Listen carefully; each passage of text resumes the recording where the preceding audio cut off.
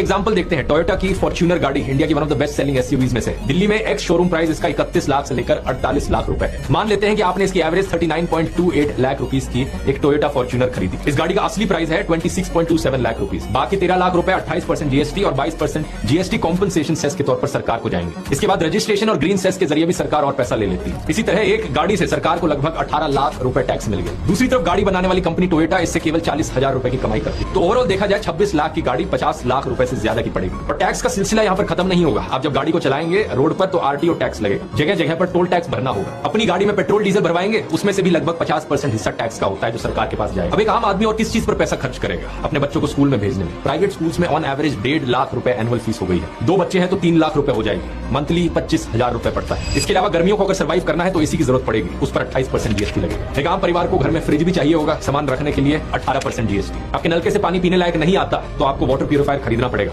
18% GST. बाहर की जहरीली हवा में आप सांस नहीं लेना चाहते तो सर्वाइव करने के लिए एयर प्यूरिफायर खरीदना होगा, उस पर भी 18% जीएसटी। अब इन सारे डिवाइसेस को चलाने के लिए आपको बिजली की जरूरत पड़ेगी। इस महंगी बिजली के रेट में कई सारे अलग अलग टैक्सेस और चार्जेस होते हैं। जैसे कि अगर आप महाराष्ट्र में हो तो पहले फिक्स चार्जेस लगेंगे, फिर एनर्जी चार्जेस रेट होंगे यानी पर यूनिट इलेक्ट्रिसिटी रेट, उसके बाद व्हीलिंग चार्जेस लगेंगे, उसके बाद फ्यूल एडजस्टमेंट चार्जेस लगेंगे और फिर 16% इलेक्ट्रिसिटी ड्यूटी लगेगी। सबके बाद अगर आपके पास फिर भी पैसा बच गया हो और थोड़ा पर्सनल एंजॉयमेंट के लिए सिनेमा हॉल में पिक्चर देखने जाना हो तो मूवी टिकट पर भी 18% जीएसटी। और मूवी देखते देखते कैरेमल